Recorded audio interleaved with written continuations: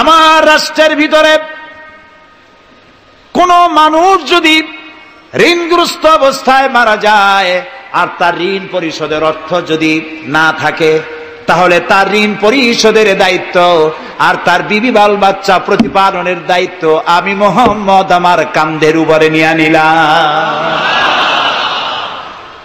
দারিদ্র বিমোচনের জন্য নবী করিম সাল্লাল্লাহু আলাইহি ওয়াসাল্লাম মানুষকে কাজ দিয়েছেন, ভিক্ষা কম দিয়েছেন। কেউ চাইলে, রসুলের আদত মোবারক ছিল, কেউ কিছু চাইলে পকেটে হাত দিতেন, থাকলে দিতেন। জীবনে একদিনের জন্য কাউকে না বলেন নাই। বলেছেন কিছু নাই, বলতেন আজকে দিতে পারলাম না, তুমি আবার এসো, দেব না, এরকম কথা জীবনে একবারও বলেন নাই। সুবহানাল্লাহ। শুধু দিয়েছেন, কিছু নেন নাই। আল্লাহ, সারা জীবন মানুষের কষ্ট বুকের উপরে ধারণ করেছেন, কাউকে কষ্ট দেননি। ক্ষুধার্ত মানুষের দুয়ারে দুয়ারে গেছেন, নিজে ক্ষুধায় কষ্ট করেছেন। হযরত আবু বকর ওমর মসজিদে নববীর ভেতরে বসে অসময় বসে আছেন। রাসূলুল্লাহ দিনের বেলা জিজ্ঞেস করলেন, তোমরা এই অসময় এখানে কেন? তারা বললেন, আমরা ক্ষুধার্ত, 2-3 দিন কিছু খাই না। রাসূলুল্লাহ বললেন, আমারও তো একই অবস্থা, চলো। 3 জন বেরিয়ে গেলেন। মসজিদে নববীর পাশেই ছিল হযরত আবু আইয়ুব আনসারী রাদিয়াল্লাহু তাআলা আনহুর বাড়ি। আমি 1973 সনে স্বাধীন বাংলাদেশের প্রথম হজ আমি করেছিলাম। 4733 টাকা ছিল বিমানের ভাড়া। তখন মসজিদে নববীর পাশেই ছিল আবু আইয়ুব আনসারী রাদিয়াল্লাহু তাআলা আনহুর বাড়ি। সেই বাড়িতে গেলাম। ওইখানে একটা বাক্সের ভিতরে, একটা গ্লাসের বাক্সের ভিতরে ছিল রসুলের ব্যবহার করা তরবারি, তীর আর ধনুক। আমি বহুত চেষ্টা করছিলাম গ্লাসটা উঠাবার জন্য, কারণ এটা সেই তরবারি, সেই তীর, সেই ধনুক যেখানে আমার রসুলের হাতের পরশ লেগেছিল। যদি ধরতে পারতাম প্রাণ করে একটা চুমা দিতাম। এই বাড়িতে গিয়ে রাসূলুল্লাহ উপস্থিত হলেন। আবু আইয়ুব আনসারী, 3 জন মেহমান, এর থেকে শ্রেষ্ঠ মেহমান আছে? স্ত্রীকে বললেন, তাড়াতাড়ি একটা ছাগল জবাই করো, রুটি বানাও। তিনি চলে গেলেন বাগানে।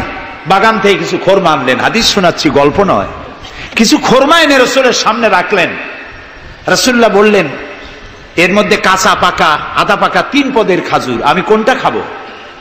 হযরত আবু আইয়ুব বলেন, 3 প্রকারের খেজুরে আপনি হাত দিবেন, কারণ আপনার হাত যেই প্রকারের খেজুরের গায়ে লাগবে আমার বাগানে আল্লাহ রাব্বুল আলামিন সেই খেজুরে বরকত দিয়া দিবেন। কিছুক্ষণ পরে রান্না হয়ে গেল। রাসূলের সামনে গোশত আসলো, রুটি আসলো। আল্লাহর নবী খাবারের শুরুতে 2-1টা রুটি আর 2-3টা গোশত টুকরা রুটি দিয়া পেঁচায়া হযরতে আবু আইয়ুব আনসারীর হাতে দিয়া দিলেন। বললেন, আবু আইয়ুব, এই রুটি আর গোশত টুকরা নিয়ে যাও, আমার কলিজার টুকরা মা ফাতেমা গত 3 দিন হলো কিছু খায় নাই। দুনিয়ার মানুষের খাবার পৌঁছায়ছেন, নিজে না খেয়ে থেকেছেন। হযরত আয়েশা বলেছেন, 1 দিন 2 দিন না, মাসের পর মাস রাসূলুল্লাহর স্ত্রীদের ঘরে চুলায় আগুন জ্বলে নাই। হযরত ওমর রাদিয়াল্লাহু তাআলা আনহু রাসূলুল্লাহর ঘরে প্রবেশ করেছেন। এখনো ঘরটা আছে, মসজিদে নববীর কোনায় ছোট্ট ঘরটা, বিশ্বনবীর ঘর। তিনি ঘরের মধ্যে প্রবেশ করে দেখেন রাসূলুল্লাহ শুয়ে আছেন। তারপরে হযরত আবু বকর সালাম করলেন, রাসূলুল্লাহ উঠে বসলেন। হযরতে ওমর রাদিয়াল্লাহু তাআলা আনহু বাচ্চা শিশুর মতো ডুকরে কেঁদে উঠলেন। নবীজি জিজ্ঞেস করলেন, ওমর কাঁদো কেন?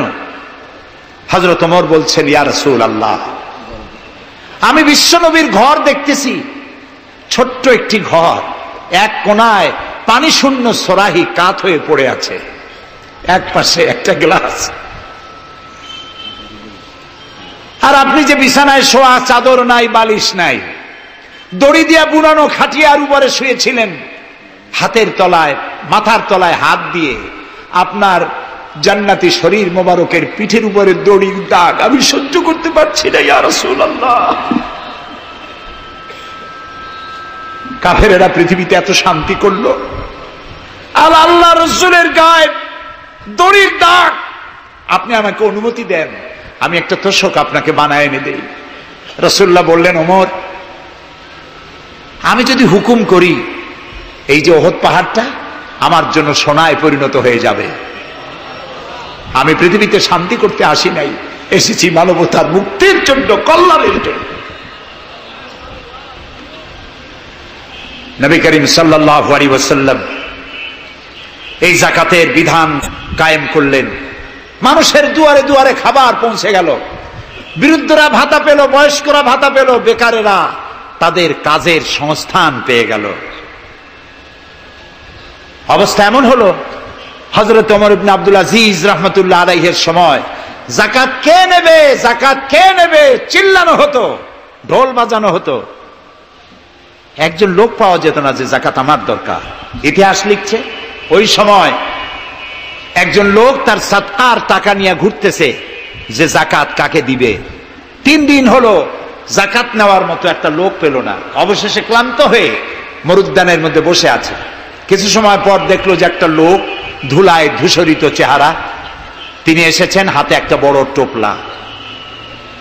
এই লোকটি বলল, পথিক, আসসালামু আলাইকুম, আমি 3 দিন ঘুরলাম এই দেশে, একটা মানুষ পেল না যাকে আমি সাদকার টাকা, যাকাতের টাকা দিতে পারি। আপনাকে মনে হচ্ছে গরিব মানুষ, জামা কাপড় ময়লা, আপনি আমার এই টাকাগুলি নিয়ে আমাকে উদ্ধার করুন। লোকটি বলছে, তোমার মাথা ঠিক আছে কিনা আমি জানি না, তুমি কি মনে করছো যে আমার এই বস্তার মধ্যে ছেঁড়া খাতা? তোমার ওই টোপলায় যত টাকা, ওর থেকে অনেক বেশি টাকা আমার এই বস্তার ভিতরে। আমি 1 সপ্তাহ ঘুরতেছি, একটা গরিব মানুষ পাই নাই এই দেশে। এটি হলো যাকাতের কল্যাণময়তা, যাকাত ভিত্তিক অর্থ ব্যবস্থার কল্যাণময়তা। যারা এই যাকাত দেয় না, অর্থকে সঞ্চিত করে, সোনা এবং রূপাকে সঞ্চয় করে, তাদের সম্পর্কে আল্লাহ কি বলছেন? والذين يكنزون الذهب والفضة ولا ينفقونها في سبيل الله فبشرهم بعذاب أليم। যারা নাকি রৌপ্য এবং স্বর্ণ সঞ্চয় করে, আমার রাস্তা খরচ করে না, মানে গরিবদের দেয় না, সঞ্চিত করে রাখে, তাদের জন্য কঠিন পীড়াদায়ক শাস্তির সুসংবাদ দাও। প্রশ্ন উঠতে পারে, শাস্তির কি সুসংবাদ হয়? শাস্তির কি হয়? আল্লাহ সুসংবাদ বললেন কেন? এটা বোঝাবার জন্য ছোট্ট একটি দৃষ্টান্ত যথেষ্ট।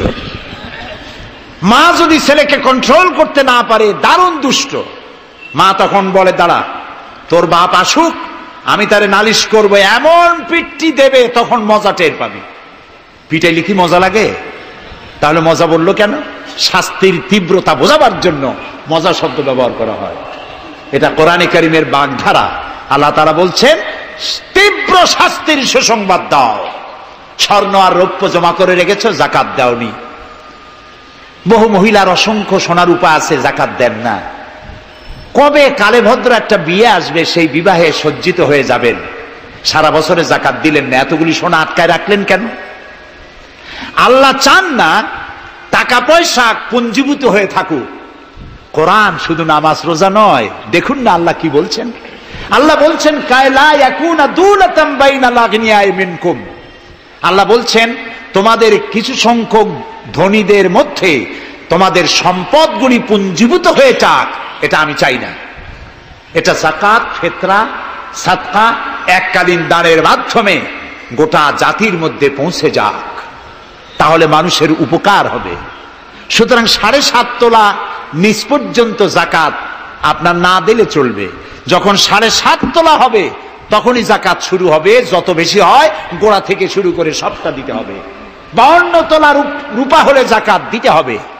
এই যাকাতের টাকা না দিয়ে যারা জমা করে রাখেন, শাস্তিটা কি হবে শোনেন। আল্লাহ শাস্তির ধরনও বলছেন, ইয়াউমা ইউহমা আলাইহা ফি নারি জাহান্নাম ফাতুকওয়া বিহা জিবাহুম ওয়া জুনুবুহুম ওয়া যুহুরুহুম হাযা মা কানাজতুম লিআনফুসিকুম ফাযুকু মা কুনতুম তাকনিজুন।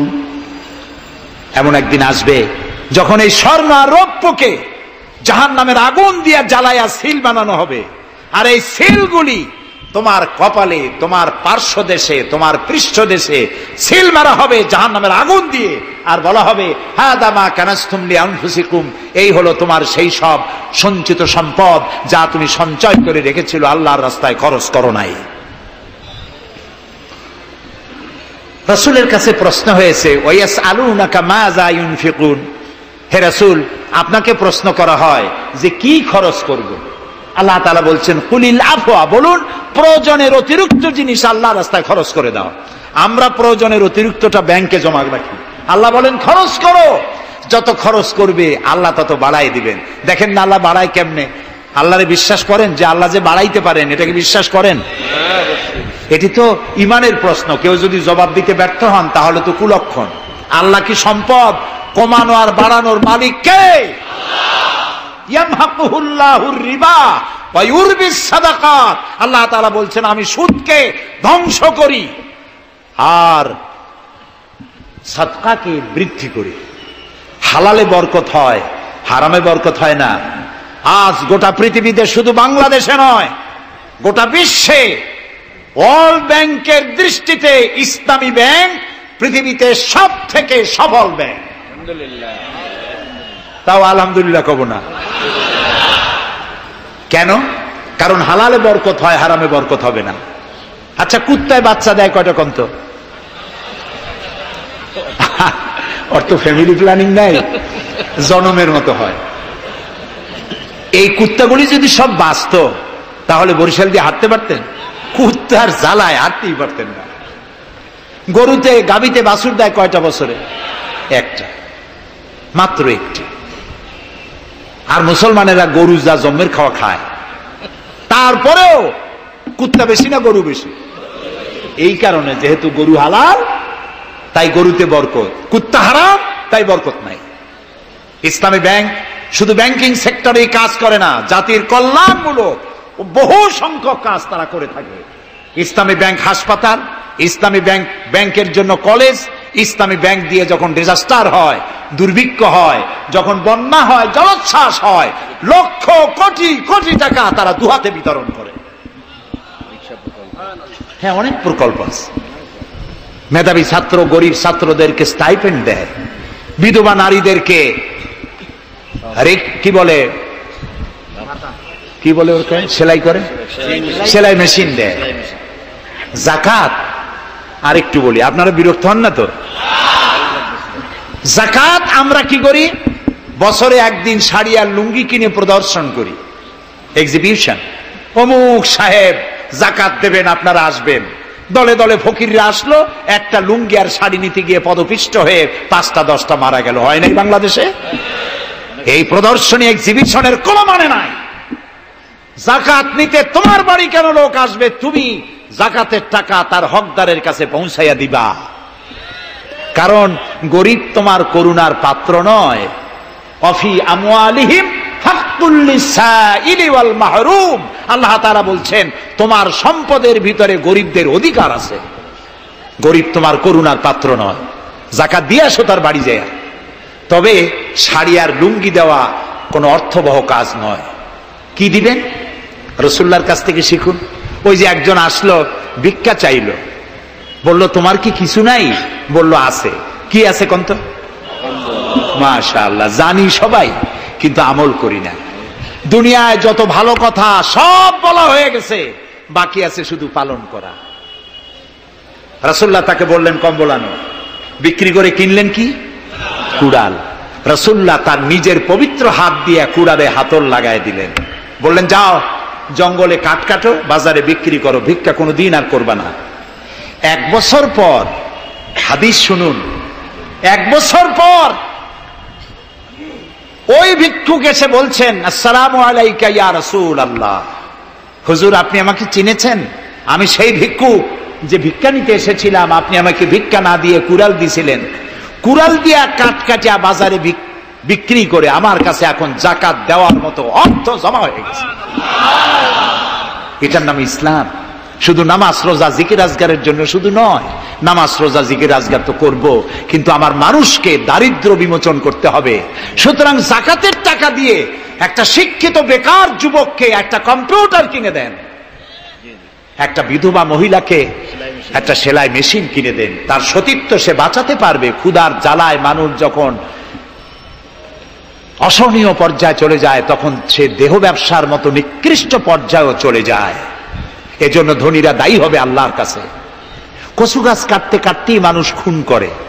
একটা এতিম বাচ্চা ক্ষুধার জ্বালায় ঘুরতেছে, ওই বাচ্চাটি আপনি তাকে একটু আদর করেন, ওরে আপনি একটা চীনাবাদামের বাক্স কিনে দেন 50 টাকা 100 টাকা দিয়া, কিছু চীনাবাদামের পুঁজি দেন, একটা পানের খিলি বানাইয়া বিক্রি করার পুঁজি দেন, কয়েকটা বুট পলিশের কালি আর ব্রাশ কিনে দেন, সে রাস্তায় বসে জুতা পালিশ করবে, ছেলেটি পকেট মারা থেকে চুরি করা থেকে বেঁচে যাবে, সমাজ সংস্কার হবে, সমাজ অপরাধ মুক্ত হবে, সমাজ থেকে দারিদ্র বিমোচন হবে। আলহামদুলিল্লাহ বলেন। আপনি কি জানেন এই যে গাছগুলি লাগালে পরে কত সওয়াব হয়, এবং দারিদ্র বিমোচনের জন্য গাছের কি বিশাল ভূমিকা। রাসূলুল্লাহ বলেছেন হাদিস, তোমার কাছে যদি এমন খবর আসে যে কিয়ামত হচ্ছে, আর তখন যদি তোমার কাছে কোনো গাছের চারা থাকে, কিয়ামত হচ্ছে, গাছের চারাটি কিয়ামত আসার পূর্বেই গাছের চারাটি লাগিয়ে যাও, কিয়ামতের দিন সদকায়ে জারিয়ার সওয়াব পেয়ে যাবে। একটি গাছ যদি কেউ লাগায়, ওই গাছে যত পাখি বসবে, ফল হবে, মানুষে খাবে, আশ্রয় নেবে মানুষেরা, কিয়ামত পর্যন্ত সদকায়ে জারিয়ার সওয়াব মানুষ কবরে বসে বসে পেতে থাকবে। সব জায়গায় সওয়াব আর সওয়াব জানি না, খালি মনে করি ইল্লাল্লাহ ইল্লাল্লাহ বলতে পারলেই সওয়াব। আর খালি ইল্লাল্লাহ বলবেন বা কেন? যারা এই ধরনের জিকির করেন, আমার মনে দারুণ প্রশ্ন, জবাব খুঁজে পাই নাই। আল্লাহর কলেমাকে খণ্ডিত করে জিকির করার পারমিশন কোন হাদিস দিয়েছে? কে দিয়েছে এই পারমিশন? লা ইলাহা ইল্লাল্লাহ, এটা হলো পূর্ণাঙ্গ কালেমা, কমপ্লিট হচ্ছে মুহাম্মদুর রাসূলুল্লাহ। আফজালুজ যিকর লা ইলাহা ইল্লাল্লাহ। কতক্ষণ লা ইলাহা ইল্লাল্লাহ, কতক্ষণ ইল্লাল্লাহ ইল্লাল্লাহ ইল্লাল্লাহ। এর অর্থ কি? আল্লাহ ছাড়া, আল্লাহ ছাড়া, আল্লাহ ছাড়া। আল্লাহ ছাড়া কি? কমন সেন্সের শুধু কমন বাদ দিয়া শুধু সেন্স যদি থাকে, কোন মুসলমানের এমন জিকির করা উচিত নয়। তবে common sense is very uncommon. দুর্ভাগ্য জাতি। প্রিয় ভাই সব, দারিদ্র বিমোচনের জন্য আল্লাহ তাআলা এসব ব্যবস্থা করে রেখেছেন। কাজ করে খাও, আয় থেকে দায় শোধ করো। আপনার পুকুর কেটে চতুর্দিকে পুকুরের কান্দায় পেঁপে গাছ লাগান, কলা গাছ লাগান, হাঁস পালেন, হাঁসগুলি পানিতে সাঁতার কাটবে, ভেতরে মাছ থাকবে, হাঁসের পায়খানা খেয়ে মাছ বড় হবে, হাঁস বড় হয়ে ডিম দেবে, এই ডিম বিক্রি করবেন, মুরগি বিক্রি করবেন, পেঁপে বিক্রি করবেন, কলা বিক্রি করবেন। মানুষের কাছে হাত পাতার চাইতে নিকৃষ্ট কাজ আর নাই। রাসূলুল্লাহ বলেছেন, আল্লাহর কাছে এই রকমের হাতের চাইতে এই রকমের হাতের মর্যাদা বেশি। এইটার নাম কি? চাওয়া। বলেন এইটার নাম কি? এইটার নাম আল্লাহর কাছে এইটার কোনো দাম নাই, কোনো দাম নাই। আল্লাহর কাছে দাম এইটা। এই জন্য যারা শ্রমিকদের সম্পর্কে আমার রাসূল বলেছেন, আল কাসিবু হাবিবুল্লাহ, যারা সহজে উপার্জন করে খায় ওরা আল্লাহর বন্ধু। আপনারা শ্রমিক না, সেই জন্য সুবহানাল্লাহ কইতে পারলেন না। আলহামদুলিল্লাহ বলে রাসূলুল্লাহর হাদিস শোনাচ্ছি, আমি গাজী কালু চম্পাবতীর পুঁথি শোনাচ্ছি না। আল কাসিবু হাবিবুল্লাহ, যে ব্যক্তি সহজে উপার্জন করে খায় সে আল্লাহর বন্ধু।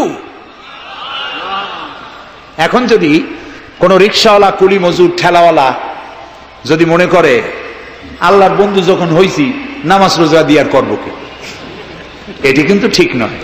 আল্লাহর বন্ধু হওয়ার জন্য নামাজ রোজা অত্যন্ত জরুরি। আর আপনি যে কষ্ট করে খাচ্ছেন, আপনার পয়সা হালাল। যে ব্যক্তি রিকশা চালায়, 2.5 মনে বস্তা মাথায় করে স্টিমারে উঠায়, ওর চাইতে হালাল পয়সা কারো নাই। মাথার ঘাম পায়ে ফেলে উপার্জন করছে। আপনি জানেন না যে দালানে যারা আছে খুব শান্তিতে নাই। বাইরের থেকে দেখে ভেতরের অবস্থাটা বোঝা যায় না। গুলশান, বনানী, আভিজাত্যপূর্ণ এলাকার বিশাল বিশাল বাড়ি দেখে আপনার চোখ ধাঁধা লেগে যেতে পারে, খুব শান্তির নিলয়। না, শান্তি নাই। বাড়ির মালিক, বহু টাকার মালিক, রাত্রির বেলায় ঘুম হয় না, কোন ফাঁক দিয়া জানলার পাশ দিয়া গুলি এসে বুক ঝাঁঝরা করে দেয়, ঘুম নাই। জনমের মতো অসুখ হইছে, প্রত্যেক দিন সোনার চাউল দিয়ে ভাত খাইতে পারে, কিন্তু ডাক্তার তার রুজি কন্ট্রোল করে দিয়েছে। পাঙ্গাসের পেটি, খাসির চর্বি খাইতে পারবেন না, ভাত কম খাবেন। সকাল বেলায় ডিমের পুষ, দুপুর বেলায় এক স্লাইস টুস, সন্ধ্যা বেলায় ফলের জুস, খাওয়া শেষ। বউ তো কথা শোনে না, হাজারো কাজ করে ঘরমুক্ত হয়ে স্বামী ফিরেছে, বিবি সাহেবা বেগম সাহেবা পেখম ধরে হাতে ভ্যানিটি ব্যাগ নিয়ে স্বামীর সামনে থেকে হন হন করে যাচ্ছে। স্বামী বেচারা কষ্ট করে জিজ্ঞেস করছে, তুমি কই যাও? বলছে, আই এম ভেরি বিজি। ছেলে হয়েছে কয়টা? সব গুন্ডা মাস্তান, মাথায় এত বড় চুল, হাতে এত বড় নখ। মেয়েগুলি বয়ফ্রেন্ড নিয়ে কোথায় চলে গেছে। বেটা বাড়ির কাজের লোক, কাজের মেয়েদের হাতের দেওয়া খানা খাইলো, আদর পাইল না, যত্ন পাইল না, সম্মান পাইল না, খাইয়ে নিজে নিজে শুয়ে আছে, এতগুলা ঘুমের ট্যাবলেট খাইছে, ঘুমও আসে না। কিন্তু তুমি মেয়া রিক্সাওয়ালা, ঠেলাওয়ালা, কুলি মজুর, সারাদিন কাজ করে পোলাও চাউল কিনতে পারো নাই, মোটা চাউল কিনেছ, খেসারির ডাল কিনেছ, এটু কিনে বাড়িতে বউ রান্না করেছে। আমি এই চোখে দেখা কথা বলি, আল্লাহ তাআলা এই বয়সে কম দেখান নাই। কমলাপুর রেল স্টেশনের বস্তি দেখেছি, অনেক বস্তি এলাকায় গিয়েছি। স্বামী বসে খাচ্ছে, ঘরমাক্ত রিক্সা চালায় আসছে, 2.5 মণে বস্তা টানে আনছে, স্ত্রী খাবার তুলে দিচ্ছে, আরেকটু খাও, খুব কষ্ট করেছো, আরেকটু খাও। ওর ঘরে ফ্যান নাই, কাপড়ের আঁচল দিয়ে স্বামীর কপাল মুছে দিচ্ছে, আরেকটু খাও, এত কষ্ট করো তুমি। ওর ঘরে ফোমের বিছানা নাই, চটের মতো শক্ত বিছানা, বালিশ নাই, ইটের মতো শক্ত, চাপ কাপড়ের একটু কভার দাও। এরকম একটা বালিশের উপরে সারাদিনের শ্রান্তি আর ক্লান্তি নিয়ে আর ঘুমায় গেছে, কোন ওষুধ খাওয়া লাগে নাই। এমন ঘুম আসছে, ওর নাকের গর্জনে ট্রাকের ইঞ্জিন ফেল। শান্তি কি বড় লোক হলে হয়? শান্তি দেওয়ার মালিক আল্লাহ। শান্তি দেওয়ার মালিক কে? আল্লাহ তাআলা। এই জন্যে এই শান্তি আসবে যদি সঠিকভাবে, সুষ্ঠুভাবে আল্লাহ পাকের দেওয়া এই বিধানগুলি আমরা যদি সমাজে কায়েম করতে পারি, তাহলে এটি সম্ভব। আমার দেশে এখন যদি যাকাতের টাকা কালেকশন করা হয়, তাহলে আমরা একটা হিসাব করেছি, আমি একটা ব্যাংকের সাথে জড়িত আছি, আপনারা জানেন বোধহয়, ইসলামী ব্যাংক। এর জন্ম লগ্ন থেকে আমি আছি এর সাথে। সেই হিসেবে আমরা একটা জরিপ চালাইছি, বাংলাদেশে যদি এখন যাকাত যদি গভর্নমেন্ট কালেকশন করে, তাহলে একেবারে কম করে হলেও 6,000 কোটি টাকা যাকাত কালেকশন হতে পারে। 6,000 কোটি।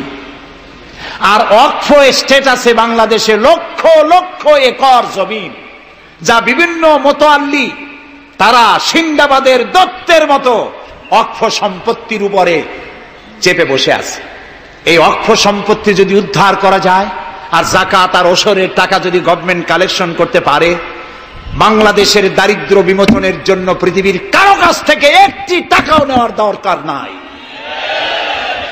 এই যে 6,000 কোটি টাকার শূন্যতা, ভ্যাকুয়াম সৃষ্টি হলো বাংলাদেশে, এই শূন্যতা পূরণের জন্য এগিয়ে এলো এনজিওরা, এবং তারা সুদের বাণিজ্য শুরু করলো। ব্যাংক সুদ নেয় 15 or 17%, আর এনজিওরা নেয় 35 থেকে 40%। মারাত্মক সুদখোর। সমাজে কাবলিওয়ালাদের মতো সুদ চালু করে দিয়েছে। প্রিয় ভাই সব, বাংলাদেশ একটি সম্পদশালী দেশ। যারা বলে, আমি পার্লামেন্টে একবার বক্তৃতায় বলেছিলাম যে যারা বলে বাংলাদেশ গরিব, আমি তাদের সাথে একমত হতে পারি না। আমার দেশ সম্পদশালী দেশ, আলহামদুলিল্লাহ বলে। আমার দেশ, এ বাংলাদেশের আবাদযোগ্য জমির পরিমাণ 2,40,00,000 একর। আলহামদুলিল্লাহ বলবেন না? এখানে বনজ সম্পদ আছে 32,53,860 কিলোমিটার বর্গমিটার নিয়ে, বর্গমাইল জুড়ে। এখানে আল্লাহর হিকমতটা দেখেন। সুন্দরবন আমাদের থেকে দূরে না কাছে? বরিশাল, বরগুনা, বাগেরহাট, সাতক্ষীরা এই এলাকায় সুন্দরবন কে বানাইছে? কোন গভর্নমেন্ট বানিয়েছে? কেন আর অন্য জায়গায় বানানো হলো না কেন? উত্তরবঙ্গে বানাইলো না কেন? কারণ আমাদের বঙ্গোপসাগর হলো সাইক্লোন জোন, এখান থেকেই ঘূর্ণিঝড়ের উৎপত্তি হয়। সাইক্লোন জোন 240, 80, 300 অথবা সহস্র মাইল স্পিডে বা 500 মাইল স্পিডে ঝোড়ো হওয়া প্রবাহিত হওয়ার জন্য ঘূর্ণিঝড় প্রস্তুতি দেয়। আবহাওয়া বার্তা দিয়ে তা শোনানো হয়। উপকূলীয় এলাকায় যদি আল্লাহ তাআলা সুন্দরবন তৈরি না করতেন, তাহলে সমুদ্রের ঘূর্ণিঝড়ের প্রথম ধাক্কায় কুয়াকাটা, পটুয়াখালী, বরগুনা, সাতক্ষীরা, পিরোজপুর, বাগেরহাট, বরিশাল প্রথম ধাক্কায় উড়ে চলে যেত। আল্লাহ তাআলা কি দয়া, সুন্দরবন বানাই দিয়ে প্রোটেক্টেড করেছেন। তাও আমরা সুবহানাল্লাহ বলবো না। এই সুন্দরবন রক্ষার জন্য গভর্নমেন্ট পাহারাদার লাগিয়েছে, কিন্তু পাহারাদারেরা নিজেরাই রক্ষকরা হইছে ভক্ষক, জন্মের খাওয়া খাইতেছে। আল্লাহ দেখলেন যে এরা তো এই ধরনের মানুষ খুব বেকায়দা, সেই জন্য আল্লাহ তাআলা নিজেও কিছু পাহারার ব্যবস্থা করলেন। সেই পাহারাদার কে? Royal Bengal tiger. যদি সামনে পড়েন 10 কোটি টাকা ঘুষ দেবেন, এ কথা শুনলেও আপনারে ছাড়বে না। যাতে বংশানুক্রমে পৃথিবীর মানুষ, দেশের মানুষ এগুলি ভোগ দখল করতে পারে, আল্লাহ সেই জন্য পাহারাদার রেখে দিয়েছেন। সুবহানাল্লাহ। আমার দেশে রয়েছে পানি সম্পদ। বাংলাদেশে ছোট বড় 250টি নদ নদী আছে, যেগুলির দৈর্ঘ্য 3200 বর্গমাইল। আছে পানি সম্পদ, আছে পশু সম্পদ, আছে মৎস্য সম্পদ, সর্বোপরি আছে এই বাংলাদেশের 14 কোটি মানুষের 28 কোটি হাত। এই হাতগুলি যদি ভিক্ষুকের হাত না হয়ে কর্মীর হাত হয়ে যায়, তাহলে আমাদের দেশ গরিব থাকতে পারে না। আমার দেশের সম্পদের অভাব নাই, যথেষ্ট সম্পদ আছে, শুধুমাত্র ইকুয়াল ডিস্ট্রিবিউশন নাই। সৎ এবং যোগ্য নেতৃত্বের অভাবে এই চরম দুরবস্থার সৃষ্টি হয়েছে। আরো হয়েছে রাজনৈতিক প্রতিহিংসার কারণে। তা না হলে আমরা পৃথিবীর মধ্যে দাঁড়ায় যেতাম। যুদ্ধ বিধ্বস্ত জাপান কোথা থেকে কোথায় গেল? উত্তর কোরিয়া আমেরিকাকে চ্যালেঞ্জ করছে। থাইল্যান্ড, যারা নারী ব্যবসা করে জীবন বাঁচাইতো, সেই থাইল্যান্ড এখন, আমি মেলবোর্ন ইউনিভার্সিটিতে আমার প্রোগ্রাম ছিল, যাওয়ার সময় ব্যাংকক হয়ে গেলাম। একটি হোটেলে আমার থাকার জায়গা ছিল। 30 কিলোমিটার লম্বা ফ্লাইওভার ব্যাংককে। বিল্ডিং গুলি দেখতে হলে এরকম তাকালে মাথা টুপি পড়ে যায়, এত উঁচু উঁচু বিল্ডিং। সিঙ্গাপুর কোত্থেকে কোথায় গেল? আমরা যে তিমিরে ছিলাম সেই তিমিরেই রয়ে গেলাম। আমাদের বুঝতে হবে, আমার ইসলাম দারিদ্র্যের বিকাশের জন্য আসে নাই, দারিদ্র বিমোচনের জন্য এসেছে। সুন্দর একটি সমাজ বিনির্মাণের জন্য ইসলাম এসেছে, এবং তা গণতান্ত্রিক প্রক্রিয়ার মধ্য দিয়ে। নবী করিম সাল্লাল্লাহু আলাইহি সাল্লাম যদি বলতেন ইন্তেকালের সময় যে আমার মেয়ে নেতৃত্ব দিবে, আমার নাতি নেতৃত্ব দিবে, বলেন কার বাবার হিম্মত ছিল এটার প্রতিবাদ করার? তিনি কি তা করেছেন? না। ইন্তেকালের সময় জিজ্ঞাসিত হয়ে তিনি বললেন, আমার পরে তোমাদের মধ্যে যিনি বেশি যোগ্য, খোদাভীরু, আল্লাহকে ভয় করে, তেমন লোককে তোমরা নেতা নির্বাচিত করো। আবু বকর রাদিয়াল্লাহু তাআলা তাই বলেছেন, ওমর, ওসমান, আলী তাই বলেছেন। সুবহানাল্লাহ বলেন। ওয়া আমরুহুম শুরা বাইনাহুম, এটি হলো গণতন্ত্র। তোমরা তোমাদের পরামর্শ ভিত্তিতে তোমাদের রাষ্ট্র সমাজ পরিচালনা করো। সুবহানাল্লাহ বলেন। কে বলে কোরআন শুধুমাত্র একটি ধর্মগ্রন্থ, বেদ আর বাইবেলের মতো? নিশ্চয়ই নয়। কোরআন একটি পূর্ণাঙ্গ জীবন বিধান, যা মানুষের জীবনের কথা বলে। এ মাসটার নাম কি? আরবি মাসের নাম কি? মুহররম। এটি সেই মাস যে মাসে খেলাফতকে প্রতিষ্ঠার জন্য রাসূলের কলিজার টুকরা নয়নের পুতুল ইমাম হোসেন কারবালার ময়দানে শাহাদাত বরণ করেছিলেন, রাজতন্ত্রের বিরোধিতা করেছিলেন। হযরত ইমাম হোসেন তিনি দেখতে পেলেন 680 খ্রিস্টাব্দে সিরিয়ার দামেস্কে এজিদ ক্ষমতা দখল করলো অগণতান্ত্রিক পদ্ধতিতে, এবং সরকারি মালের কোনো হিসাব নাই, অডিট নাই, স্বৈরাচারী কায়দায় তিনি ক্ষমতা দখল করে মদিনার আহলে বায়েত যারা মদিনার নেতৃবৃন্দকে তার আনুগত্য করার জন্য বাধ্য করলো। ইমাম হোসাইন যে মায়ের পেটে এসেছেন, যে পিতার পেটে জন্মে এসেছেন, যে নানার কোলে বড় হয়েছেন, তিনি কি এই দৃশ্য চোখে দেখতে পারেন? তিনি বললেন আমি কুফায় যাব। কুফার লোকেরা দাওয়াত দিল, তিনি কুফায় রওনা করবেন। মদিনার লোকেরা হাতে পায়ে ধরলো, কুফায় আপনি যাবেন না। তিনি বললেন আমি কোন ক্রমে এজিদের বশ্যতা স্বীকার করব না, আমি এর বিরোধিতা করবই। মাত্র 72 জন লোক নিয়ে তিনি কুফার দিকে অগ্রসর হলেন। এই 72 জনের মধ্যে 40 জন পুরুষ আর 32 জন নারী আর শিশু। তিনি যখন কারবালা প্রান্তরে পৌঁছে গেছেন, ইবনে জিয়াদ কুফার গভর্নর, তিনি বাধা দিলেন, বললেন আমার দরবারে হোসাইনকে হাজির করো। ইমাম হোসাইন বললেন যে ব্যক্তি আল্লাহর আখিরাতকে অস্বীকার করেছে, রাসূলকে অস্বীকার করেছে, আমি তার সামনে জীবন থাকতে যাব না। রাতারাতি ইয়াজিদ 6000 সৈন্য পাঠিয়ে দিল। ইমাম হোসাইনের সাথে লোক কত? মাত্র 72। 6000 লোক কি যুদ্ধ করা লাগে 72-এর সাথে? শুধু যদি মার্চ করে পায়ের তলায় পিছে 72 জন শেষ হয়ে যাবে। হযরত ইমাম হোসাইন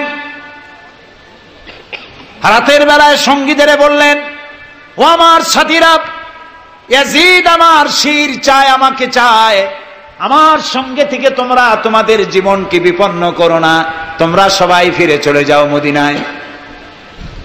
সাথীরা বললেন, ইমাম আজকে যদি আপনাকে ছেড়ে জীবনের মায়া নিয়ে মদিনায় ফিরে যাই, আর আপনার যদি শাহাদাত নসিব হয়, তাহলে কিয়ামতের দিন আল্লাহর নবীর সামনে আমরা কি জবাব দেব?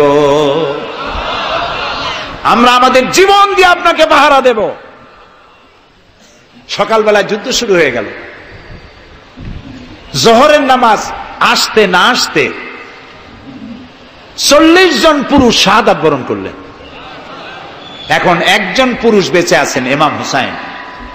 তাঁবুর ভিতরে স্ত্রী এবং অন্যান্য মহিলাদের কাছ থেকে বিদায় নিতে এসেছেন। তোমাদেরকে আল্লাহর হাওয়ালা করলাম, আমি যুদ্ধে চলে যাচ্ছি। আমার চোখের সামনে আমার নানাজির দান্দার মোবারক শহীদ হওয়া ইসলাম, সাহাবীদের রক্ত দেওয়া, জীবন দেওয়া ইসলাম, খেলাফত মিটে যাবে পৃথিবী থেকে, রাজতন্ত্র প্রতিষ্ঠা হবে। আমার জীবন থাকতে আমি তা হতে দেব না। স্ত্রী এগিয়ে এলেন, বললেন, হোসাইন জিহাদের ময়দানে থেকে আমি আপনাকে বিরত থাকতে বলবো না, তবে একটি দাবি আছে। এই যে ছোট্ট দুগ্ধপোষ্য শিশু, গত কয়েকদিন হলো ঘরে খাবার নাই, পানি নাই, আমার বুকে দুধও নাই, এই ছোট্ট বাচ্চাটিকে একটু পানির ব্যবস্থা করুন। ইমাম হোসাইন কলিজার টুকরা সন্তানকে 2 হাতে উঁচু করে এজিদি সৈন্যদের সামনে এসেছেন। এজিদি সৈন্যরা, আমার হাতের দিকে তাকাও, এটি রসুলের আওলাদ, আমার কলিজার টুকরা সন্তান। ফোরাতের অফুরন্ত পানি প্রবাহিত হচ্ছে, একটু ফোরাতের কুলটা ছেড়ে দাও, ওর একটু পানি পান করাই। আমার সাথে তোমাদের শত্রুতা থাকতে পারে, এই নিষ্পাপ বাচ্চার সাথে তো কোনো শত্রুতা থাকার কথা নয়। তার এই আবেগপূর্ণ কথা এজিদি সৈন্যদের কলিজা স্পর্শ করলো না। তারা বিষাক্ত তীর নিক্ষেপ করলো। ইমাম হোসাইনের উঁচু করে ধরা বাচ্চার বুকের ভিতর থেকে বিষাক্ত তীর প্রবেশ করে বেরিয়ে গেল অপর প্রান্ত থেকে, রক্ত ফিনকি দিয়ে বেরিয়ে এলো। ইমাম হোসাইন 2 হাতে আজলা ভরে সেই রক্ত চেহারায় মাখতে লাগলেন আর বললেন, কলিজার টুকরা সন্তান, সালেহ আলাইহিস সালামের উটনির রক্তের চাইতে তোমার রক্ত পবিত্র। হযরত সালেহ আলাইহিস সালামের চাইতে রাসূলুল্লাহর মর্যাদা অনেক বেশি, তুমি তার আওলাদ। বাচ্চাকে কোলে করে নিয়ে স্ত্রীর কাছে গিয়ে বললেন, স্ত্রী এই নাও তোমার বাচ্চা, ঠান্ডা হয়ে গেছে, এমন পানি পান করেছে কিয়ামত পর্যন্ত পানি পানি বলে তোমারে আর বিরক্ত করবে না। ইমাম হোসাইন লড়াই করলেন ময়দানে, বহু সংখ্যক সৈন্য হতাহত করে ফোরাতের কুল উন্মুক্ত করে ঘোড়ার পৃষ্ঠ থেকে নেমে এক আস্তা পানি তুলেছেন, পানি পান করবেন। মুখের কাছে যখন আকণ্ঠ তৃষ্ণার্ত পিপাসার্ত হোসাইন মুখের কাছে পানি নিয়েছেন, হঠাৎ ভেসে উঠল মনের পর্দায়, একটু আগে আমার কলিজার টুকরা সন্তান এই পানির অভাবে চলে গেল। 40 জন মানুষ বিদায় হলো, এক ফোঁটা পানি দিতে পারলাম না, এই পানি আমি কেমনে খাই? হাতের থেকে পানি পড়ে গেল। অশ্বের পৃষ্ঠে আরোহণ করলেন, চতুর্দিক থেকে তীর আর তরবারি আসতে লাগলো। ইমাম হোসাইন বললেন, থামো, একটু থামো, তোমরা কাকে তীরবিদ্ধ করছো? আমি কি তোমাদের রসুল মুহাম্মদ সাল্লাল্লাহু আলাইহি সাল্লামের নাতি নই? আমি কি তোমাদের রসুলের কলিজার টুকরা মা ফাতেমার নয়নের বড়ি নই? কেমন করে আমার গায়ে তোমরা তীর মারো? উম্মে সালমা, আমাদের মা উম্মে সালমা রাদিয়াল্লাহু তাআলা আনহা, সকাল বেলায় 11ই মুহররম সকাল বেলায় তিনি ঘরে বসে কাঁদতেছেন। কয়েকজন প্রতিবেশী মহিলা এসে বলছেন, মা আপনি কাঁদেন কেন? তিনি বলছেন, আজকে রাত্রে আমি স্বপ্নে দেখেছি রাসূলুল্লাহ আমার বাড়ি এসেছেন। আমি দেখতে পেলাম আল্লাহ রসুলের চোখ দিয়ে পানি পড়ছে, দাড়ি মোবারক ধুলা মাখা, বুক কাটা বলি। আমি জিজ্ঞেস করলাম, ইয়া রাসূলুল্লাহ আপনি কাঁদেন কেন? মুখখানা মলিন কেন? দাড়ি মোবারকে ধুলাবালি কেন? রাসূলুল্লাহ বললেন, উম্মে সালমা তুমি জানো না আমি এইমাত্র কারবালা থেকে এসেছি। আমি দেখে এলাম আমার কলিজার টুকরা হুসাইনের শির মোবারক তার দেহ থেকে বিচ্ছিন্ন করে ঘোড়ার পদতলি, ঘোড়া দিয়ে পদদলিত করা হয়েছে তার দেহ মোবারক। ইসলাম এত সহজে আসে না, অনেক রক্ত পাড়ি দিয়ে এসেছে ইসলাম। হযরতে হোসাইনের মস্তক মুবারক ইয়াজিদি সৈন্যরা একটা প্লেটে করে নিয়ে কুফার গভর্নর ইবনে জিয়াদের সামনে রেখেছে। ইবনে জিয়াদ চেয়ারে বসা, সিংহাসনে বসা, ইমাম হোসাইনের মস্তক মুবারক তার পায়ের কাছে রেখেছে। কলঙ্কিত ইতিহাস, কি করে আমি শুনাই আপনাদেরকে? ইবনে জিয়াদ চেয়ারে বসে পায়ের কাছে রাখা ইমাম হোসাইনের ঠোঁটের উপরে লাঠি দিয়ে নাড়তেছে। হযরত যায়েদ রাদিয়াল্লাহু তাআলা আনহু 80 বছর বয়স, তিনি বলছেন, ইবনে জিয়াদ এতক্ষণ যা করেছো মুখ বুজে সহ্য করেছি, কিন্তু এখন যেটা তুমি করতেছো পায়ের কাছে কার ব্যথা? তুমি যে ঠোঁটের উপরে লাঠি দিয়ে নাড়তেছো, আমি যায়েদ আমি দেখেছি রাসূলুল্লাহ 1000 বার এই মুখের উপরে চুমা খেয়েছেন। তোমার বেয়াদবি বন্ধ করো। প্রিয় ভাই সব, রাজতন্ত্র নয়, পরামর্শ ভিত্তিক সমাজ ব্যবস্থা প্রতিষ্ঠার জন্য আল্লাহ তাআলা ইসলাম দিয়েছেন, দ্বীন দিয়েছেন। সেই জীবন ব্যবস্থা ইসলাম আজকে এই পৃথিবীতে মুসলমানদেরকে সন্ত্রাসী জাত হিসেবে চিহ্নিত করার জন্য, উগ্র জাতি হিসেবে, সহিংস জাতি হিসেবে, অগণতান্ত্রিক জাতি হিসেবে প্রমাণিত করার জন্য পাশ্চাত্য শক্তি তারা নবী করিম সাল্লাল্লাহু আলাইহি সাল্লামের ব্যঙ্গ চিত্র এঁকে দুনিয়ায় ছড়িয়ে দিয়েছে। আজকে জুমার খুতবায় আমি কসাই মসজিদে বলেছিলাম, রাসূলুল্লাহর মাথার উপরে বোমা আকৃতির পাগড়ি বেঁধেছে, পাশে 2টা অর্ধনগ্ন মেয়ে লোক রেখেছে। নাউজুবিল্লাহ। তোদের মতো অসভ্য আছে পৃথিবীতে? ডেনমার্ক, আমেরিকা, ইউরোপ, তোমরাও কি মানুষের মতো কাজ করেছ? বিশ্ব নবী পৃথিবীতে সব দিয়েছেন, কিছু নেন নাই। তাকে অপমান করার অর্থ হচ্ছে মানব সভ্যতাকে অপমান করা।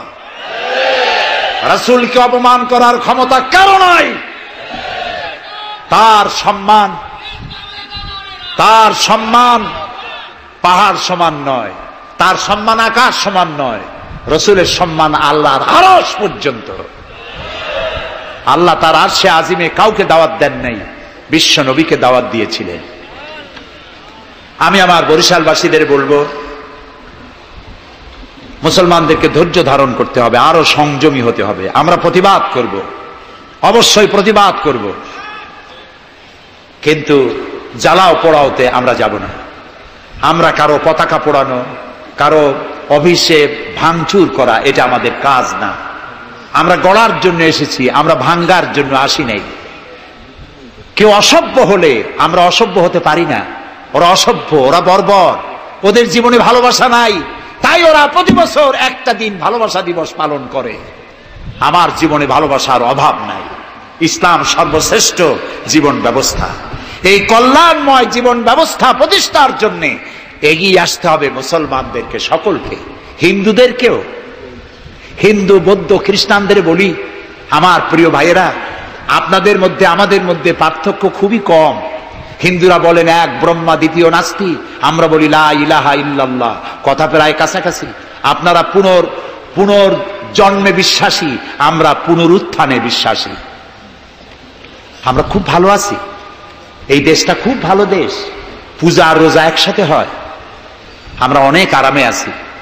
এদেশে সাম্প্রদায়িক সম্প্রীতি নাই বলে যারা বিদেশে বদনাম ছড়ায়, তাদের হেদায়েতের জন্য আমরা আল্লাহর কাছে দোয়া করি, আল্লাহ তাদের হেদায়েত করো। ক্ষমতা হারায় মানুষ এত পাগল হয় যে দেশের বিরুদ্ধে কথা বলে, মায়ের বিরুদ্ধে কথা বলে, রাষ্ট্রের বিরুদ্ধে কথা বলে। আল্লাহ এদের হেদায়েত নসিব করে দিন। প্রিয় ভাই সব, আমার হিন্দু ভাইয়েরা, অমুসলিম ভাইরা যারা আসছেন, আমি তাদেরকে বলবো, এই কোরআন শুধু মুসলমানদের জন্য নয়। আপনার ইসলাম কবুল করা লাগবে না। আমি ইউরোপ, আমেরিকা, অস্ট্রেলিয়া, আফ্রিকায় যখন অমুসলিমদের মধ্যে বক্তৃতা করি, তখন বলি আপনাদের মুসলমান হওয়া লাগবে না, যে ধর্মে আছে সে ধর্মে থেকেই যদি কোরআন বর্ণিত আইন যদি মানেন, আপনি শান্তি পাবেন, দুনিয়ায় শান্তি পাবেন, আখিরাতে পরকালেও শান্তি পাবেন কিনা আল্লাহ ভালো জানেন, তবে দুনিয়ার শান্তি তো পাবেনই। কোরআনের আইন সকলের জন্য প্রযোজ্য। প্রিয় ভাই সব, আমি এখন মুনাজাতের দিকে আগাবো। ইসলামের ব্যাখ্যা দিচ্ছিলাম, ইন্নাদ দীনা ইনদাল্লাহিল ইসলাম, ইসলামের চাইতে কল্যাণময় জীবন ব্যবস্থা পৃথিবীতে আর নাই। বলেন সুবহানাল্লাহ। আমি মুনাজাতের দিকে যাচ্ছি, আর মুনাজাতের আদব হলো বসা। এই রাস্তা জুড়ে যত মানুষ দাঁড়ানো আছেন, সব মানুষ বসুন। গতকাল বলেছিলাম, মুনাজাতের কথা শুনে দুই একজন হাঁটে, এটি কিন্তু বেয়াদবির পর্যায়ে পড়ে, আদবের খেলা। মানুষের হাতে যেমন ক্যামেরা থাকে, ফেরেশতার হাতে ক্যামেরা আছে না? তা আপনি মুনাজাতের কথা শুনে যদি হাঁটেন, আপনি তো বেয়াদবের খাতায় নাম লেখালেন। এমন হতভাগ্য কারো হওয়া উচিত না। মুনাজাত হয় কার কাছে? সেই আল্লাহরে ভয় করেন, জায়গায় বসেন এবং মুনাজাতে শরীক হন। মুসলমানদের বড় দুর্দিন যাচ্ছে, এত বড় দুর্দিন। আমি ছোট্ট মানুষ, আমার জ্ঞান সীমিত, আমার ইলেম কালাম সীমিত, আমার দৃষ্টিভঙ্গি সীমিত। এই সীমিত দৃষ্টিভঙ্গি দিয়ে, আমার পড়াশোনা অবজারভেশনের মধ্য দিয়ে আমি যেটা বুঝতে পারি, বর্তমান পৃথিবীতে মুসলমানেরা যে বিরাট ষড়যন্ত্র আর বিপদের মুখোমুখি হয়েছে, পৃথিবীতে কোনো কালে এত ষড়যন্ত্র, এত বহুমুখী ষড়যন্ত্র আর কোনোদিন হয়েছে বলে আমার জানা নেই। এই ষড়যন্ত্র থেকে বাঁচার জন্য দোয়া করতে হবে কার কাছে? কার কাছে? তিনিই পারবেন আমাদেরকে কল্যাণ দিতে। এই জন্যে মা বোনেরা যারা এসেছেন, মা বোনদেরকে বলবো, আপনাদেরকে ইসলাম সর্বাধিক সুযোগ দিয়েছে, আপনাদের অধিকার দিয়েছে। লেখাপড়া করতে পারবেন, চাকরি করতে পারবেন, রাজনীতি করতে পারবেন, আপনারা সমাজনীতি করতে পারবেন, আপনারা যুদ্ধেও যেতে পারবেন, সব পারবেন। তবে আপনার শালীনতা, আপনার সম্ভ্রম, আপনার সতীত্ব, আপনার পর্দা আপনাকে বজায় রাখতে হবে। এ কাজটুকুনের মধ্য দিয়ে নারীর অধিকার প্রতিষ্ঠিত হবে। সেজন্য আমি মা বোনদেরকে বলবো, আসুন ইসলামকে জানি, ইসলামকে বুঝি, ইসলামের সাথে নিজেদেরকে সম্পৃক্ত করি। এটি শুধুমাত্র নামাজ, রোজা, হজ, যাকাতের ধর্ম নয়। নামাজ, রোজা, হজ, যাকাত সহ অর্থনীতি, সমাজনীতি, রাষ্ট্রনীতি সবকিছুর সমন্বয় একটা জীবনের স্কিম, একটি পরিকল্পনা যা দিয়েছেন আল্লাহ তাআলা। সুবহানাল্লাহ। আর ওই কথার প্রতিবাদ করি যারা আল্লাহর আইন প্রতিষ্ঠার নামে বোমা হামলা করে, সন্ত্রাসী তৎপরতা চালায়। এরা জিহাদকে অবমাননা করেছে। জিহাদ আর যুদ্ধ এক কথা নয়, জিহাদ আর কিতাল এক কথা নয়, হোলি ওয়ার এবং জিহাদ এক কথা নয়। সুতরাং আল্লাহর আইন প্রতিষ্ঠার নামে যারা সন্ত্রাসী তৎপরতা চালায়, তারা একটি জঘন্য কাজ করছে। যারা বোমা মারে আল্লাহর আইন প্রতিষ্ঠার জন্য, তারা মানুষ নয়, তারা মানুষ নামের কলঙ্ক, তারা নরপশু। বলুন তো তারা কি? তারা জানোয়ার। হরকতুল জিহাদ, তারপরে জামাতুল মুজাহিদিন, জুমরাতুল মাসাকিন, আবার আরেকটা নতুন সংগঠন বেরোচ্ছে নাকি শুনলাম, তার নাম করেছে তারা আল জঙ্গিতুল জংলা। এরা কোন জঙ্গল থেকে বাইর হবে আল্লাহ জানে। আপনারা যদি এদের ধরতে পারেন, এদেরকে থানায় সোপর্দ করবেন। আপনি যদি জানতে পারেন, আপনার ছেলের রুম আপনার পরিদর্শন করা উচিত। আপনার ছেলের পড়ার রুমের টেবিলের ড্রয়ারে কি আছে, বালিশের তলে কি আছে, বেডের নিচে কি আছে, সেসব বইপত্র আপনার দেখা উচিত। অর্ধ পড়ুয়া, লেখাপড়া জানে না, মা বাপ থেকে বিচ্ছিন্ন করে এইসব ছেলেপেলেদেরকে ওরা ট্রেনিং দেয়। একটা বিচারপতি মারতে পারলেই বেহেশতে যাবা তাড়াতাড়ি, একটা আইনজীবী মারতে পারলে বেহেশতে যাবা, বোমা মারো বেহেশতে যাও। বলেন নাউজুবিল্লাহ। আমাদের দেশে ইসলাম এসেছে বড় বড় আলেম আর বড় বড় আল্লাহর ওলিদের মাধ্যমে ইসলাম এসেছে। তারা কি বোমাবাজি করেছেন? তারা কি সন্ত্রাসী তৎপরতা করেছেন? না। ওই জায়গায় দেখেন হযরত খানজাহান আলী রহমতুল্লাহ আলাইহির কবর আছে না? কোথায়? বাগেরহাটে। খালি কুমির দেখেন না, ইতিহাস দেখেন। তিনি এসে মানুষের খাবার পানি ছিল না, বড় বড় দিঘি কেটেছেন। এই ছিল তাদের কাজ। দিঘি কেটেছেন, পুকুর করেছেন, রাস্তা করেছেন, মসজিদ করেছেন। হযরত শাহজালাল রহমতুল্লাহ আলাইহি গৌর গোবিন্দের বিরুদ্ধে যুদ্ধ করা লাগে নাই, শুধু আযান দিয়েছেন আর তাদের মূর্তিগুলির কম্পন শুরু হলো। গৌর গোবিন্দ দৌড়াইয়া পলাইয়াও কুল পায় নাই, বিনা যুদ্ধেই দখল হয়ে গেছে সিলেট। সুবহানাল্লাহ। তারা প্রতিবাদ মুখর ছিলেন। হযরতে মুজাদ্দেদ আল ফিসানি রহমতুল্লাহ আলাইহি সম্রাট আকবরের বিরুদ্ধে প্রতিবাদ করেছেন, জেল খেটেছেন, সমাজ সংস্কার করেছেন। এ ছিল অলিউল্লাহদের কাজ। আমাদের দেশে শর্ষিনার পীর, ফুরফুরার পীর, জৌনপুরের পীর, চরমোনাইর মরহুম পীর হযরত মাওলানা ইসহাক সাহেব রহমতুল্লাহ আলাইহি পীরের মতো পীর ছিলেন। আমি ছাত্র জীবনে তার অনেক ওয়াজ শুনেছি। কান্দা মানুষ পাগল হয়ে যেত। গাছের তার তলারটা দুটো খাওয়ার অভ্যাস ছিল না। তিনি মানুষকে ব্যঙ্গ করেন নাই, কারো বিরুদ্ধে উল্টাপাল্টা ফতোয়া দেন নাই। আমার কাছে ইসলাম, কারো কাছে ইসলাম নাই, এই বাজে কথা তিনি জীবনেও বলেন নাই। আমরা তাকে সম্মান করি। এই সব বড় বড় অলিউল্লাহ আর আলেমরা এদেশে ইসলাম প্রচার করেছে সন্ত্রাসের মধ্য দিয়ে নয়, ভালোবাসা দিয়া, উন্নয়নমূলক কাজ করে মাদ্রাসা, মসজিদ, এতিমখানা প্রতিষ্ঠা করে করেছে। সুতরাং এই সন্ত্রাসী তৎপরতা যারা চালায় তারা মানুষ নয়, তারা জানোয়ার, তারা পশু। এদেরকে ধরিয়ে দিন, পুলিশকে ধরিয়ে দিন। আমরা সরকারের শুকরিয়া আদায় করি। আলহামদুলিল্লাহ বর্তমান সরকার এদের নেটওয়ার্ক ভেঙে চুরমার করে দিয়েছে। বাকি আছে দুই শয়তান। এই দুই শয়তান আজ হোক কাল হোক ধরা পড়বেই ইনশাআল্লাহ। ইনশাআল্লাহ বলেন। এবং এদের দৃষ্টান্তমূলক প্রচন্ড শাস্তি হবে ইনশাআল্লাহ। যারা আমাদের দেশকে বদনাম করেছে, বাংলাদেশ পৃথিবীর দ্বিতীয় বৃহত্তম মুসলিম দেশ, গণতান্ত্রিক দেশ, এই দেশকে অন্যের পরাধীনতা থেকে আমাদের দেশকে আমাদের বাঁচাতে হবে।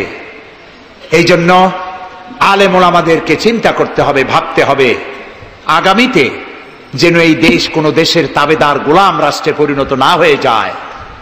কারা এটা করতে পারে? কারা ক্ষমতা এলে আলেমদেরকে গ্রেফতার করবে? কারা ক্ষমতা এলে মাদ্রাসা বন্ধ করে দেবে? কারা ক্ষমতা এলে শাইখুল হাদিসকে দড়ি দিয়া বাঁধে বরিশাল জেলখানায় ঢুকাইয়া চোরের সাথে রাখবে? ওদেরকে চিনতে হবে, ওদেরকে চিনতে হবে।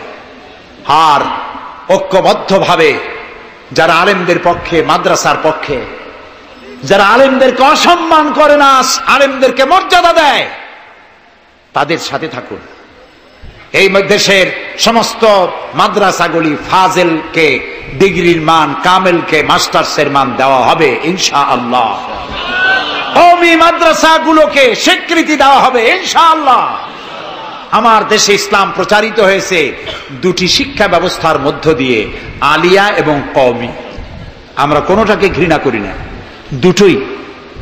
আমি পল্টনে বক্তৃতায় বলেছিলাম, কেউ যদি আমাকে জিজ্ঞেস করে আপনার দুটি চোখের মধ্যে কোনটা আপনার প্রিয়, আমি পাল্টা প্রশ্ন করতে চাই, আপনি বলুন আপনার কাছে কোনটা প্রিয়?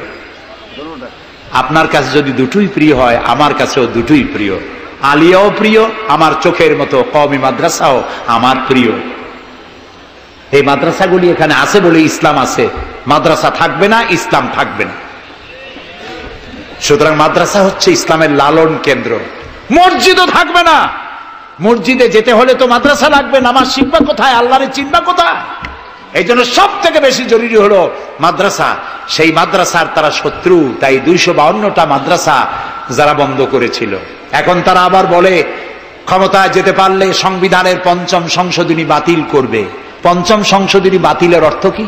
5ম সংশোধনী বাতিলের অর্থ হলো আল্লাহর উপরে, রাষ্ট্রের সমস্ত কাজের উৎস আল্লাহর উপর ঈমান এবং অবিচল আস্থা কেটে দিয়ে সেখানে সংবিধানের শিরোনাম থেকে বিসমিল্লাহ কেটে দেওয়া হবে, ধর্মভিত্তিক রাজনীতি নিষিদ্ধ ঘোষণা করা হবে। মুসলমানেরা বেঁচে থাকতে কোন অবস্থাতেই এই শক্তিকে ক্ষমতায় আসতে দেওয়া যায় না। সমস্ত আলেম ওলামা ঐক্যবদ্ধ হতে হবে। কোন মিষ্টি কথায় ভুলে গেলে হবে না। তেলের দাম, দ্রব্য মূল্য বেড়ে গেছে, তাই আমাদেরকে অন্য পথে যেতে হবে। এই পাগলামি করলে নিজের পায়ে নিজে কুড়াল মারা হবে। সুতরাং আল্লাহর দিন, দেশ বাঁচলে আমরা বাঁচবো, স্বাধীনতা থাকলে আমরা থাকবো। দেশের স্বাধীনতা, অস্তিত্ব, অখণ্ডত্ব বাঁচিয়ে রাখার জন্য সর্বোপরি এই যে টুপি মাথায় দিয়ে চলি, মুখে দাড়ি আছে, এই দাড়ি আর টুপিকে টিকিয়ে রাখার জন্য যারা ইসলামকে ভালোবাসে, আলেমদেরকে ভালোবাসে, সম্মান দেয়, মর্যাদা দেয়, উন্নয়নের জোয়ার বয়ে দেয় সারা দেশ জুড়ে, তাদের সাথে ঐক্যবদ্ধ হয়ে কাজ করা আমাদের ইমানের দায়িত্ব। সে দায়িত্ব পালনের তৌফিক আল্লাহ আমাদেরকে দান করুন। বাস, আমরা এখন মোনাজাত করব। মোনাজাতের পরে এশার আজান হবে। এশার নামাজ জামাতে পড়ে আমরা বাড়ি যাব। ঠিক আছে ভাই? গতকাল কিন্তু ঠিক থাকে নাই, আজকে যেন থাকে। তবে অনেকে এশার নামাজ পড়ে এসেছেন, এটাও ঠিক। যারা পড়ে আসেন নাই তারা আমাদের সাথে পড়বেন। নামাজ না থাকলে ঈমান থাকবে না। নামাজ না পড়লে নিজেকে মুসলমান বলে পরিচয় দেওয়ার অধিকার নষ্ট হয়ে যায়। জীবনে আর নামাজ ছাড়বো না, এই ওয়াদা কি করা যায়? যাবে? দুহাত উঁচু করুন, বলুন ইয়া আল্লাহ, তোমার পবিত্র নামে ওয়াদা করি, যতদিন পর্যন্ত মালাকুল মউত আমার মাথার কাছে না আসতেছে ততদিন পর্যন্ত ফরজ নামাজ, ফরজ রোজা আর ছাড়বো না, আর ছাড়বো না, আর ছাড়বো না। এবার জোরে বলেন ইয়া আল্লাহ, আমার আজকের এই ওয়াদা আমার মৃত্যু পর্যন্ত আমাকে পালন করার তৌফিক দাও। আমিন ইয়া রাব্বাল আলামিন। এখন মোনাজাত হচ্ছে। মোনাজাতের পর আপনারা নামাজের জন্য কাতার দিয়ে দাঁড়িয়ে যাবেন আর সকলে আর্থিক সাহায্য করবেন। আল্লাহুম্মা আমিন। রব্বানা যালামনা আনফুসানা ওয়া ইন লাম তাগফির লানা ওয়া তারহামনা লানাকুনান্না মিনাল খাসিরিন। রব্বানা যালামনা আনফুসানা ওয়া ইন লাম তাগফির লানা ওয়া তারহামনা লানাকুনান্না মিনাল খাসিরিন। হে আল্লাহ তাআলা, হাজার হাজার মুসলমান নরনারী দীর্ঘক্ষণ ধরে তোমার কোরআন শুনেছি, হাদিস শুনেছি, আর শেষ পর্যায়ে এসে ভিক্ষুকের মতো, কাঙ্গালের মতো গুনার বোঝা মাথায় নিয়ে তোমার দরবারে হাত তুলেছি। দয়া করে মেহেরবানি করে আমাদের জিন্দেগীর সমস্ত গুনাহ খাতাকে মাফ করে দাও। আমাদের মধ্য থেকে আমাদের মা বাপ দুনিয়া থেকে যারা বিদায় হয়ে গেছে, আয় আল্লাহ রব্বুল আলামিন, মা বাপের কবরগুলিকে জান্নাতের টুকরা বানায়া দাও। রব্বির হামহুমা কামা রব্বায়ানি সগীরা। সবাই পড়েন রব্বির হামহুমা কামা রব্বায়ানি সগীরা।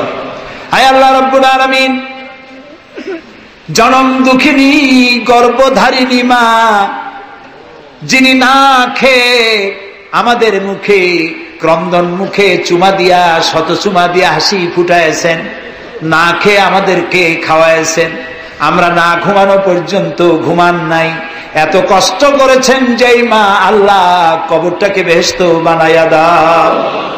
বাপজান এত কষ্ট করলেন, বাড়ি ঘর বানাইয়া দিয়া খালি হাতে বিদায় হয়ে গেছেন, কোন হালতে আছে জানি না, আল্লাহ আব্বার কবরটাকে বেহেশত বানাইয়া দাও।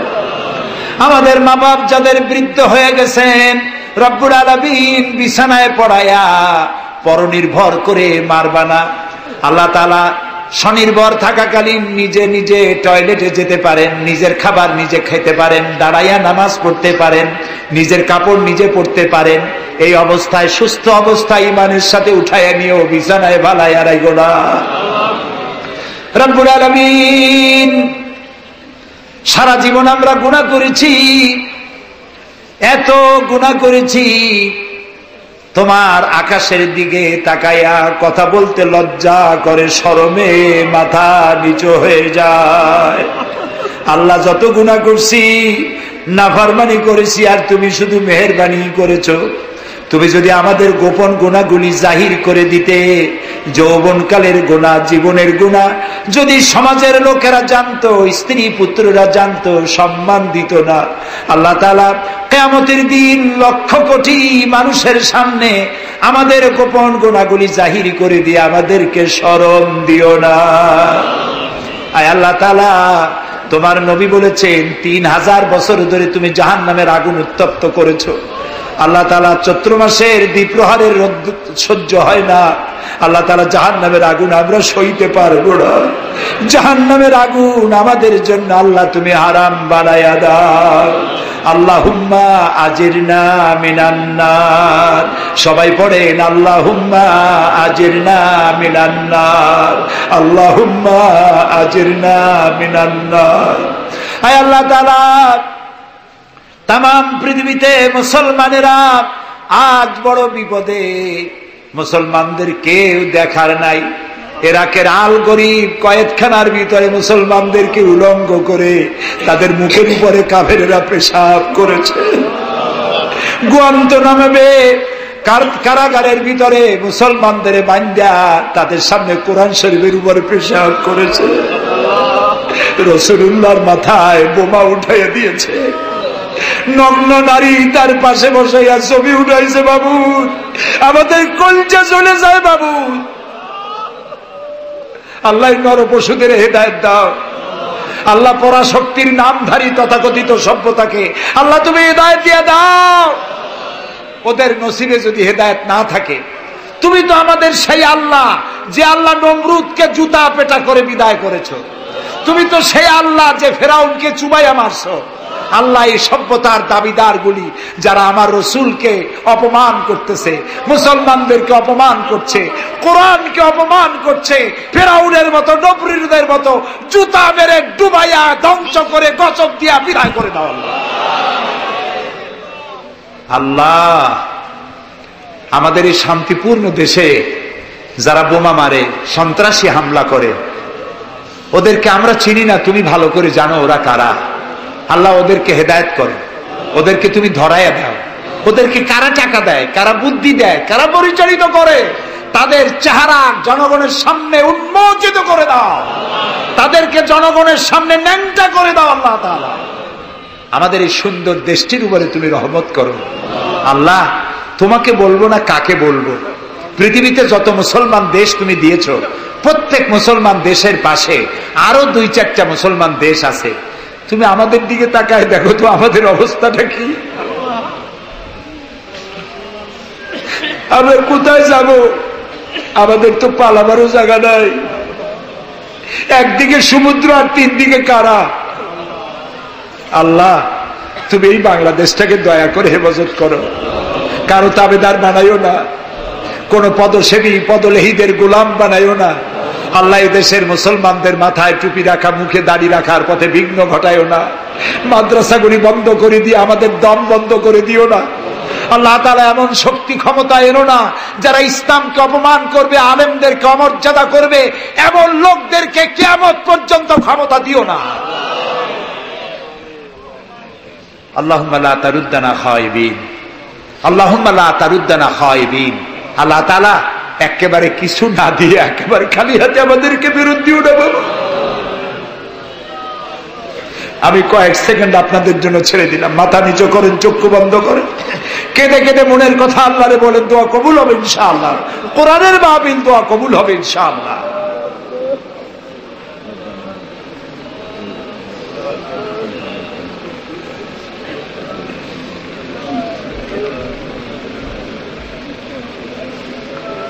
আয় আল্লাহ, তুমি নিশ্চয়ই শুনতে পাচ্ছ আমরা কি বলছি। তুমি নিশ্চয়ই দেখতে পাচ্ছ আমরা কোথায় বসা আছি। আল্লাহ তাআলা, তুমি তাকিয়ে দেখো, তোমার অনেক বান্দিরা তারা বহু কষ্ট করে এসছেন।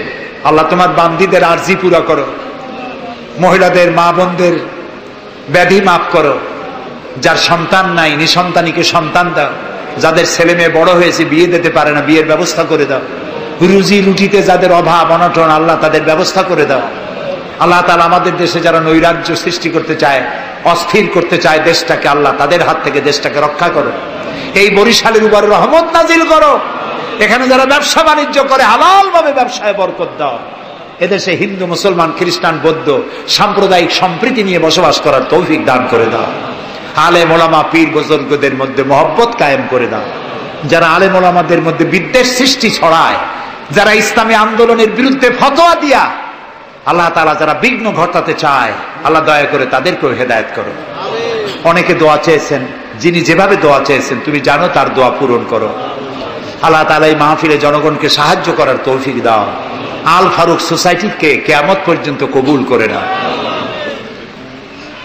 ربنا تقبل منا إنك أنت السميع العليم وتب علينا إنك أنت التواب الرحيم سبحان ربك رب العزة عما يصفون وسلام على المرسلين والحمد لله رب العالمين واجعل آخر كلامنا عند الموت لا إله إلا الله محمد رسول الله السلام عليكم ورحمة الله